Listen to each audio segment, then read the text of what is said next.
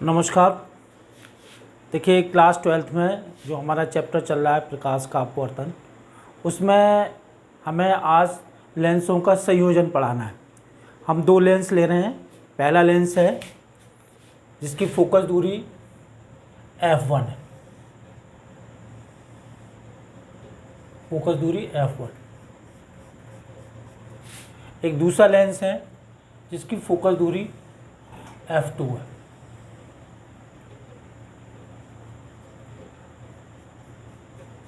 सबसे पहले हम क्या करेंगे, f1 पहले लेंस की फोकस दूरी, पहले लेंस की फोकस दूरी,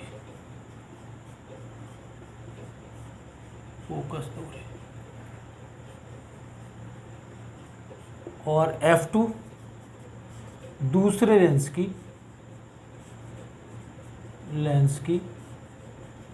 फोकस दूरी,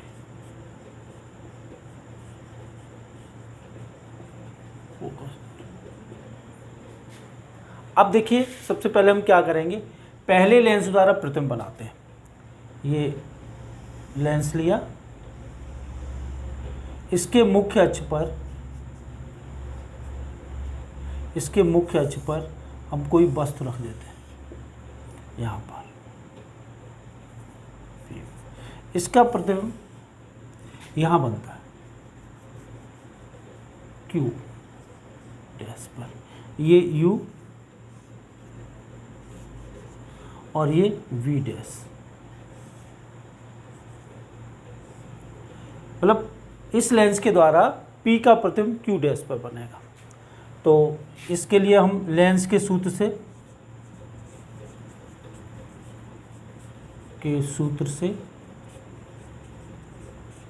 ये सूत्र लिखेंगे 1/f1 = 1/v माइनस 1/u। ये पहला समीकरण। अब क्या करेंगे, इसके साथ एक दूसरा लेंस रख देंगे। ये दूसरा लेंस रख देंगे।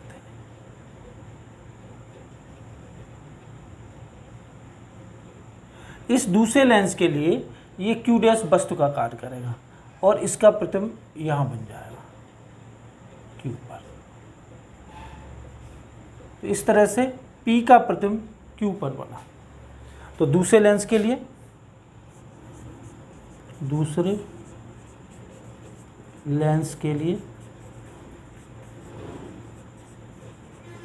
1/f2 बराबर 1/v माइनस 1/v डैश। अगर हम इनको जोड़ दें, जोड़ने पर हमें सूत्र मिलेगा 1/f1 प्लस 1/f2 बराबर 1/v माइनस 1/u। इससे ये कैंसिल हो गया। अब हमने क्या किया, एक ऐसा लेंस लिया जिसकी फोकस दूरी f है, कैपिटल F, और इसके सामने उतनी ही दूरी पर एक लेंस रखा।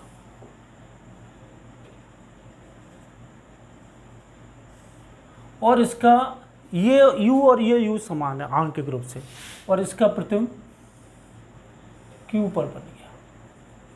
ये भी P, मतलब ये जो दोनों कार्य कर रहे थे वो ये एक अकेला कार्य कर रहा है। तो इसको हम कैपिटल F को कहेंगे संयोजन की फोकस दूरी। तो इसके लिए हम क्या सूत्र लिखेंगे, 1/f बराबर 1/v माइनस 1/u। ये तीसरा समीकरण बनेगा। तीसरा तो इसको ले लेते हैं, इसको, ये तीसरा और ये चौथा। समीकरण 3 और 4 की तुलना कर देते हैं।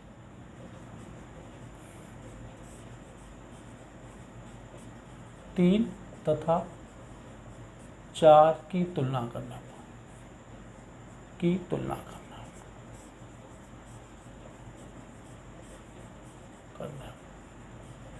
तो 1/f बराबर 1/f1 प्लस 1/f2।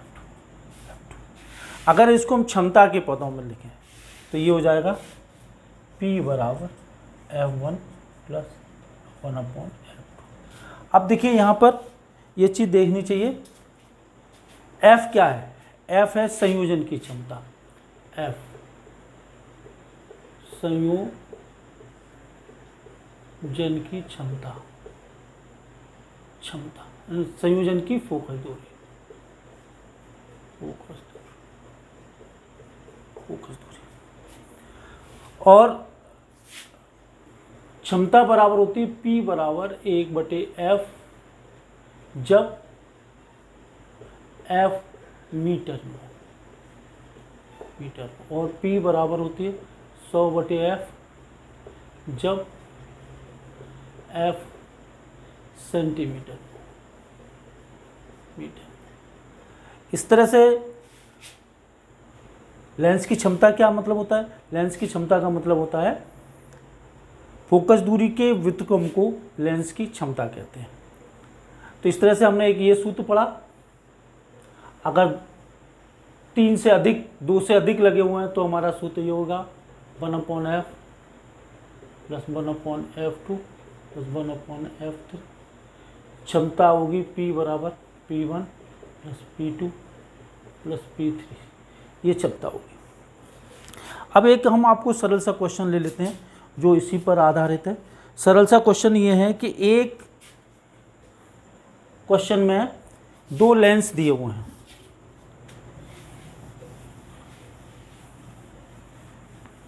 जिनकी फोकस दूरियां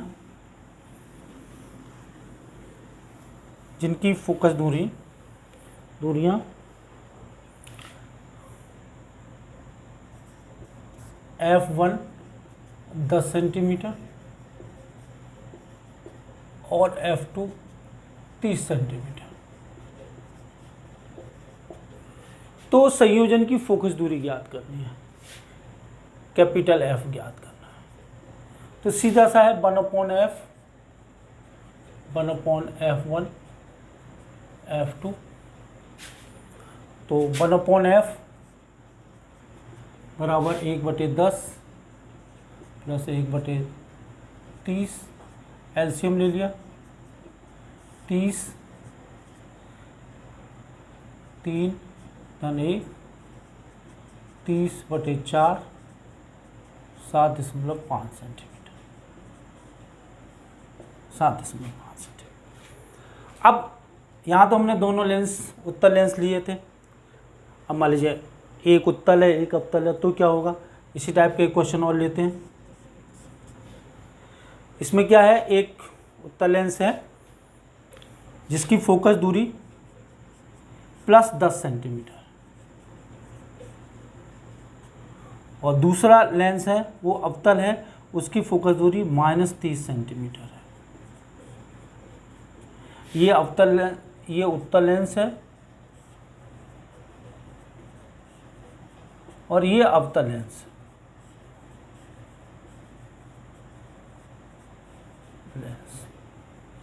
तो क्या होगा? संयोजन की फोकस दूरी हमें ज्ञात करनी है, संयोजन की फोकस दूरी। तो 1/F 1/F1 प्लस 1/F2, तो ये निकल कर आएगा 1/10 प्लस 1/-30।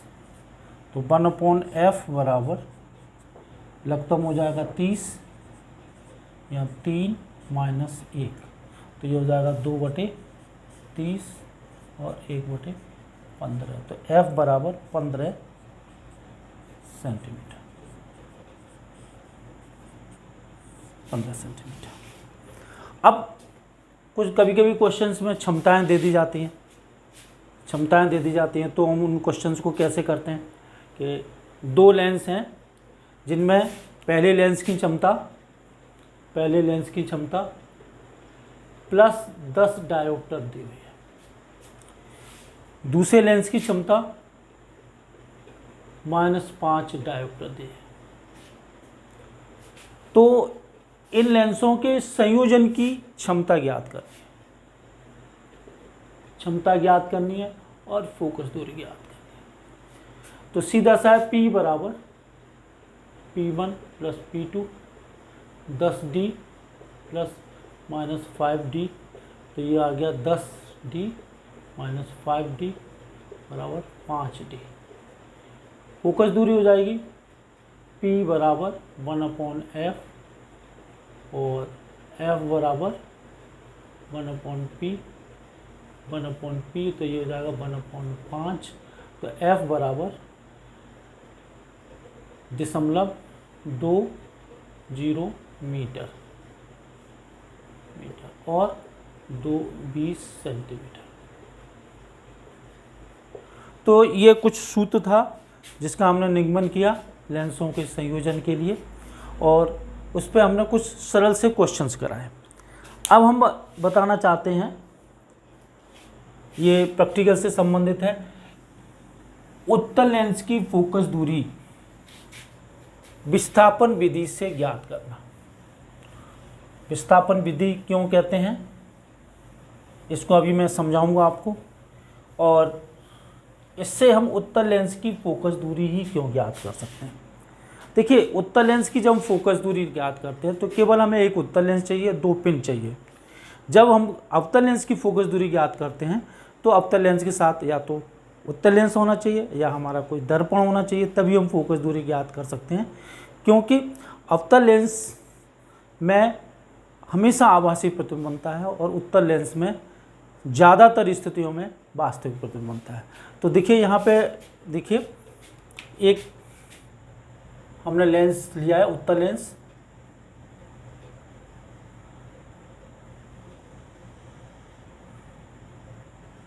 जिसके मुख्य अक्ष पर हमने कोई वस्तु रखी हुई है।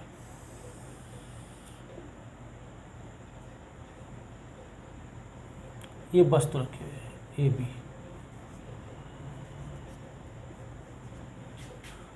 इसका वास्तविक प्रतिबिंब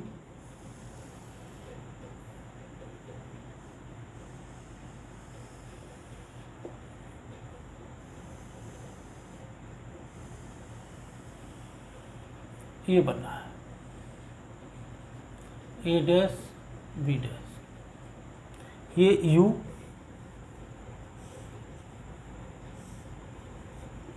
और ये V।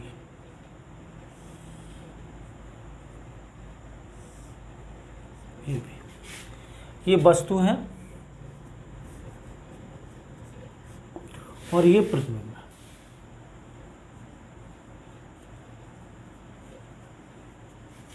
अब हमने क्या किया, इसकी स्थिति, इन दोनों की स्थितियों को न बदलते हुए लेंस को खिसकाना स्टार्ट किया, और एक अवस्था ऐसी आती है कि हमारा प्रतिबिंब फिर दोबारा बन जाता है।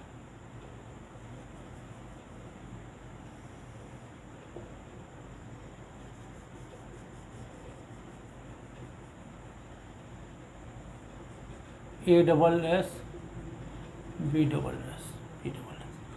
उस स्थिति में ये V होगा आंकिक रूप से, आंकिक रूप से, और ये U होगा। जैसे उदाहरण के लिए ये 20 और ये 80 है। जब ये 80 हो जाएगा और ये 20 हो जाएगा तो दोबारा प्रतिबिंब बनने लगेगा। और यहाँ पर X क्या है, लेंसों का विस्थापन।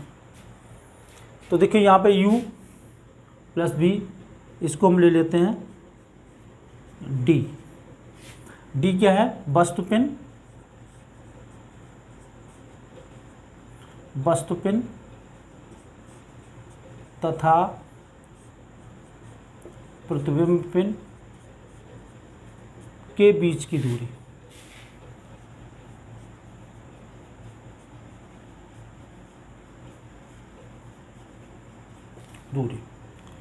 और V माइनस U जो है X, V माइनस U ये है लेंसों का विस्थापन।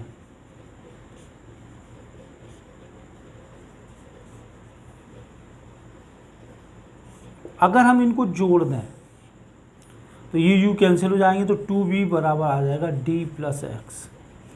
तो V बराबर D प्लस एक्स बाई 2। और अगर हम घटा देते, देखिए घटा देते हैं, U प्लस V बराबर D और V माइनस U बराबर X। अगर हम घटा दें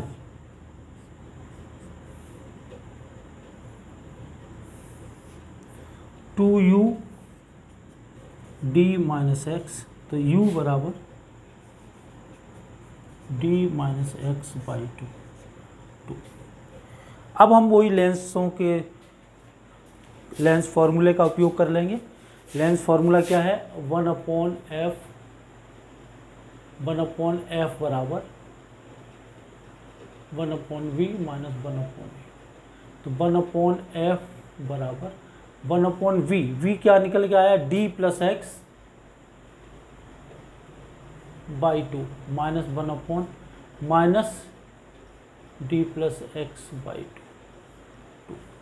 तो ये 1/f बराबर 2/d प्लस एक्स प्लस 2 या d minus x, d minus X. तो 1/f 2 common 1/d plus x plus 1/d minus x, d minus x.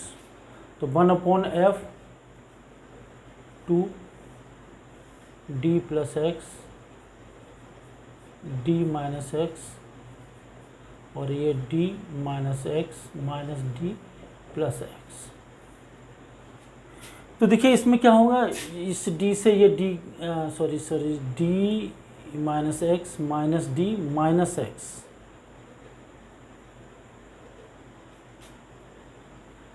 इसको लगता हम लेंगे तो प्लस हो जाएगा, यहाँ प्लस d प्लस एक्स, तो इससे ये कैंसिल हो जाएगा। तो 1/f 2 इंटू 2d अपॉन नीचे हो जाएगा D square minus x square, और f बराबर D square minus x square upon 4d।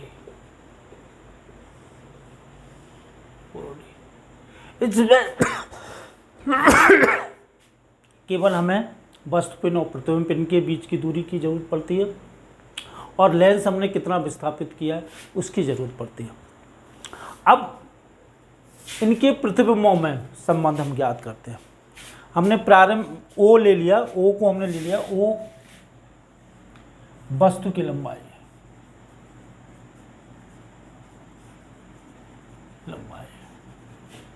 फिर I1 पहली स्थिति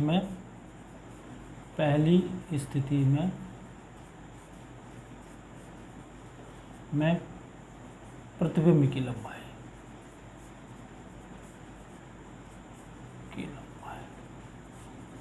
और I2 द्वितीय स्थिति में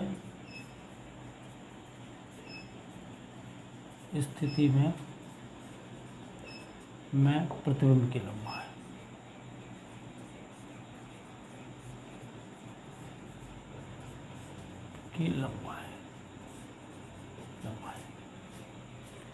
तो देखिए होगा क्या,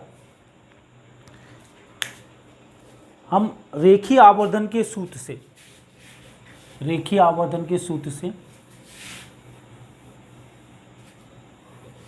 I1/O V/U पहली स्थिति,